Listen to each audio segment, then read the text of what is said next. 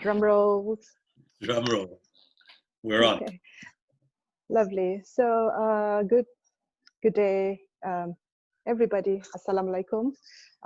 Trust everybody's well and safe during this trying time. Welcome to Zoom round table talk with Sarah. The series will hopefully that we would like to share with all our viewers today will hopefully aid one another during these trying times. The topic today I'd like to focus on is on our everyday workspace, our workplace. See, a large number of Malaysian adults will suffer from some form of mental health issue in any year, and making it worse during this trying time, the rates of depression and anxiety are on the increase. It's really not surprising to have your friends, your colleague, your family member, who's experiencing right now the mental health difficulties. And the aim of our Zoom series, this table talk, the programs that we are coming out with, is to raise awareness of common mental health issues, and hopefully we are able to add some benefits over to your daily lives. So today I'm in this recording, I'm very privileged to have Henry Gaya. Henry is a very talented and highly sought after, internationally acclaimed facilitator and educator whose passion is to bring world-class standards to us Malaysian. He's very Malaysian. He's got a Malaysian wife, married for 24 years now, Henry. A long time. And yeah, but he's a German native with 20 years of senior management experience, ensuring that he conducts workshops that are very effective, very powerful, very meaningful, results driven. He's held several VP and C positions for the last 25 years, 15 of which in Singapore and Malaysia. Yeah, a little bit. Yeah, and Henry loves his durians and our local breakfast delicacies, nasi lemak, our roti canai. I'm sure he's missing it now. He's in New Zealand right now, can't travel due to COVID. So welcome, Henry. Thank you very much. And actually, speaking of the Malaysianisms, my wife just made a nice petai dish for lunch today. Oh, there we go. It's good that we have. And it's lucky you have it in New Zealand. But yeah, you can get. Well, they're imported from Thailand, but and the breath is wonderful. So we're lucky we're doing this as a webcast. One of the benefits of Zoom. Okay, so Henry, again, thank you for joining me this morning. Such a privilege. So with all your experience, Henry, if you could just share with us, all our viewers here on the world of work. I'm just going to start off with, do you think, have we got it all wrong here, Henry? Your thoughts?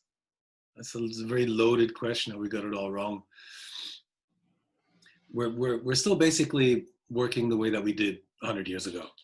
In terms of the methodology in many, many places. But is there a wrong and a right? Is a balance and imbalance? It's really, really difficult to get right. Whether we're talking about employee mental health, which has to mesh with the corporate bottom line. So, and the two are actually not mutually exclusive. And employers need to see in Malaysia, which is one of the things that we're going to be doing focusing on quite a bit, employers need to see that employee mental health is directly linked to the corporate bottom line. So getting it all wrong, no, a lot of us do try, and things are changing. And I think in the West, and in some Western countries like New Zealand as an example, they're quite far ahead when it comes to this, further ahead than other Western countries as well. And Australia also to a certain extent. And I think the more Malaysians study overseas and work overseas and then come back home, they will slowly but surely bring a little bit of this back into the Malaysian workplace. Right? So, wrong, it'll get better. I'm sure, I hope. That's always the good news. We can be healed, taken the necessary strategies and steps. Okay. What would you consider a toxic environment? What is working in a toxic environment? Right. You hear a lot of people talking about it casually. Such a toxic environment. What do you mean by that? What's your definition of that? Oh, well, as for there being a set definition, let me try to talk about it a little bit first. So, one thing we have to do is initially differentiate between normal work-related stress and a stressful or a toxic environment. Because a toxic environment leads to stress, and yeah, normal stress is part and parcel of a normal working life. Always has been, probably always will be. When we have deadlines, when we have timelines, all those things are very, very normal. What is not normal, however, is to have a toxic environment. So differentiating the two isn't always easy, but there are many signs that signify a toxic environment. And these environments can have, and do have actually, can, a negative impact on one's mental health and one's well-being. Um, a bad or a toxic environment, right? It can bring about sleeplessness, racing heartbeat, sweaty palms. And these are all symptoms of being negatively unbalanced psychologically. If just imagine if alone the thought of going to work makes you tired or depressed or even physically ill, then yeah, these are certainly issues that need to be addressed. And management doesn't necessarily see that. We always have this big divider between employee and management. If management is not equipped to see and to act on these issues, that's a problem. Bigger problem is if they see and they don't act. That, of course, is something that's completely different. But alone if the thought of going to work makes you unhappy, then those are certainly things that need to be changed. And how many factors can we see? Well, have a look around you. How many sick days are taken by staff in general, by the person?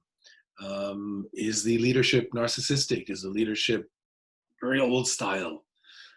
Are the workers or the employees or fellow employees unenthusiastic or unhappy? This leads to high staff turnover. Is there a lot of gossip, a lot of rumors, and so on and so forth? And now, of course, we've got COVID-19 to make our lives even more difficult, our private lives as well as our working lives. So yeah, I think that's pretty much a good explanation of what it can be.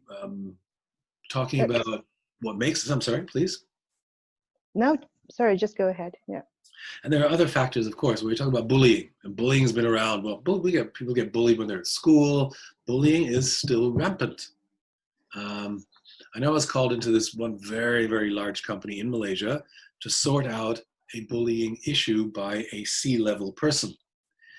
Now, it's not easy for staff to stand up against somebody in C-level. If they go to HR, well, C-level is higher than HR. So what they needed was somebody to approach the issue, not head on. But anyway, at the end of the day, what I ended up doing was doing a workshop for the C-level people and just included bullying as an example of what can go wrong and how that can be punished as well. Right? So not having avenues to open up to management or HR about concerns, worries or stress factors is another horrible experience. And at the end of the day, we're all adults. We have worked hard and we have lived many years, some more years than others. But we've grown up. So we have this certain amount of respect that we expect.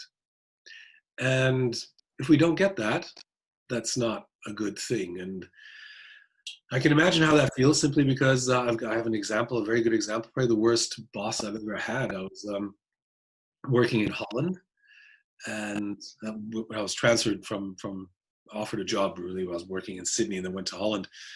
And the boss was a Scottish guy who lived in London, and he just popped over every now and then.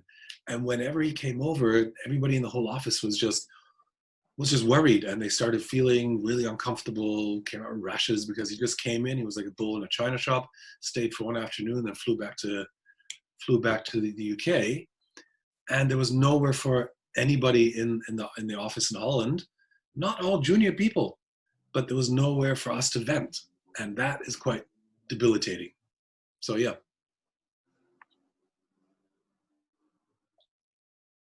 You brought up, just caught my attention of two things you mentioned. The gap between C-level and employees, that alone, the emptiness in between. Yeah, you've got your middle layers that you listen to, you consult to, but that gap, rank and file perhaps to the C-level could be considered toxic. You're right there.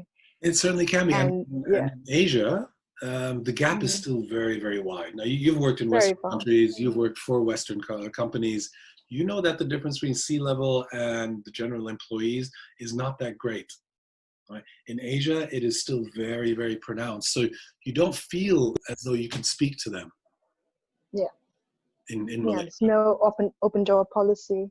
No, especially not if you're a rank and file employee. Especially not. Yeah. No, you're right there. And the other point I took up, I took was there's nowhere to go to vent. No. There's no avenue. And what do? You keep it to yourself. And then that's where the illness starts to pick up. Absolutely. Starts off with your fever, your usual flus, your what have you, but that's actually stress related. Thanks for bringing that up, Henry. Throughout your journey, working for the past 25 years in all the different international MNCs, what have you seen as a successful work environment? A place which brings you good memories, if you can share something that people can perhaps benchmark on. Right. Well, I think the best environment is the one that I create for myself. About 10 odd years ago, I decided to get out of corporate and do my own thing, but that's not the topic now. I think, so what makes a successful work environment?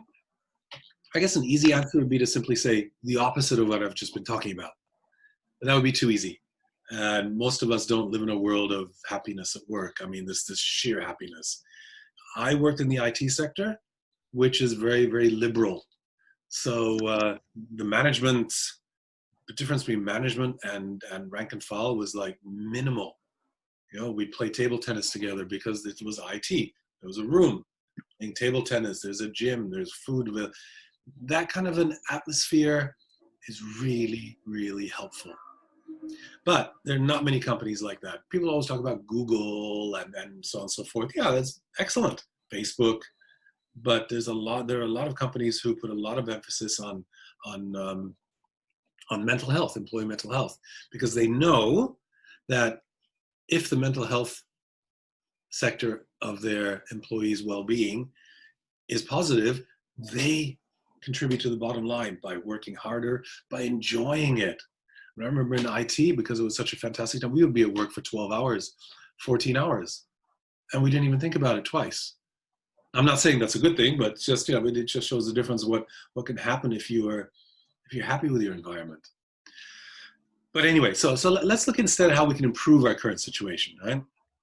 As there are some things that we can do to a certain extent. It really is a matter of, do we work to live or live to work? We can combine that a little bit. Of course, it's an either or proposition. So first thing is take breaks when you're entitled to, when you can. Actually do take the breaks. Get up, walk around. Don't go and sit somewhere else. But actually walk around, move a little bit, get the limbs moving. We're not meant to sit for 8 hours straight. Then here's something which I know I'll get in trouble for. Don't multitask. I know men cannot multitask anyway. And women multitasking is I'm not going to say it's a myth, but you can't really do two things at once effectively. You are, just by definition, multitasking means doing two things. You can't do them exactly at the same time. So you're pushing one aside, giving preference to the other, and then so on and so forth. I think communication is really important. You are bound to have colleagues. I mean, don't turn it into a big gripe, whine, whinge session all the time, because that just exacerbates the problem. It just makes it worse. But try to communicate honestly and openly. And try not to be too guarded or defensive. And I know that's an issue in certain parts of the world as well. And here's something which I don't always follow, very seldom actually. Our parents always said, drink water, right? I don't, but I should. And stay hydrated. It's also very, very important.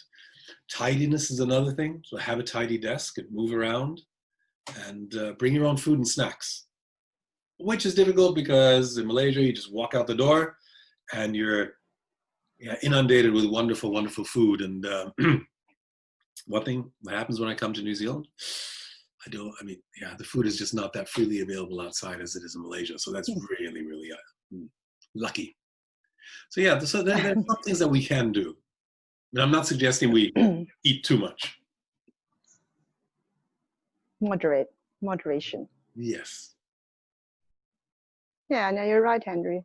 One of not one of my first ever corporate job was back in the Ritz-Carlton.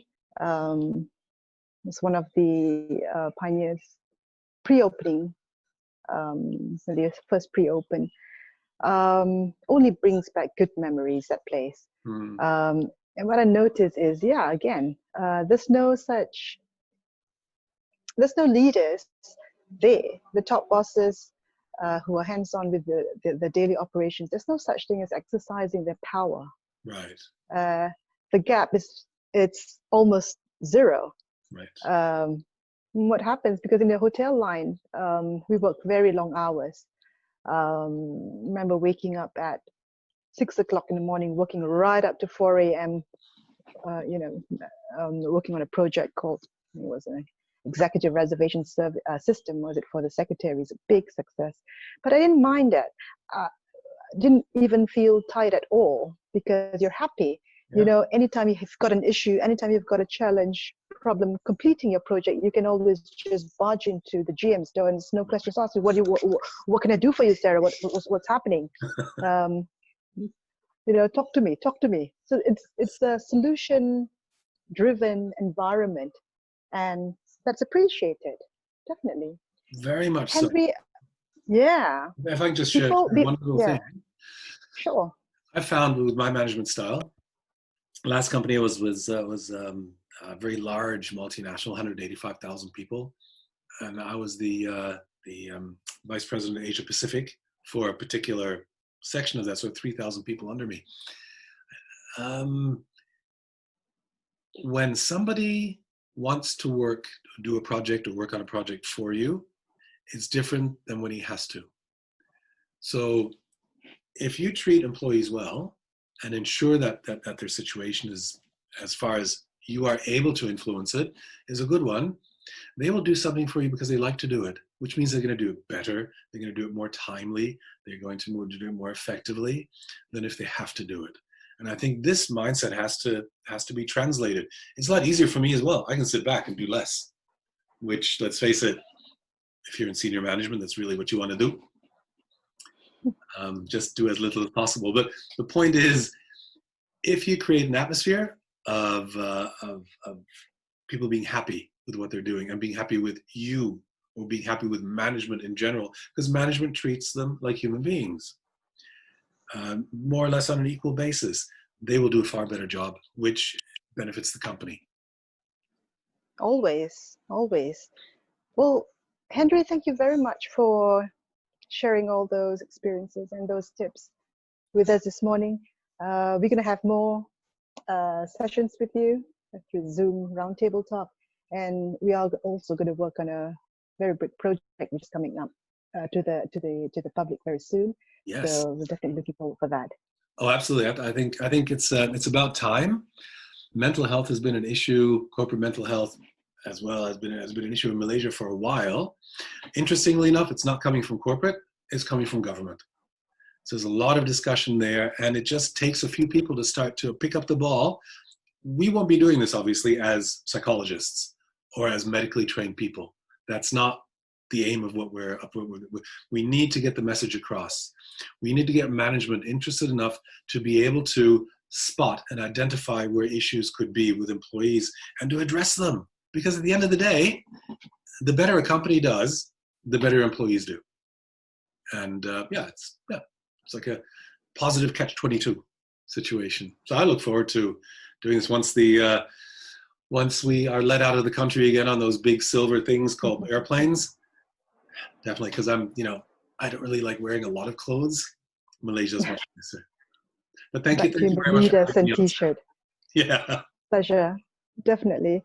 Thank you very much. Wishing you a lovely day over there. likewise. And Thank see you. you soon. Bye-bye, Sarah.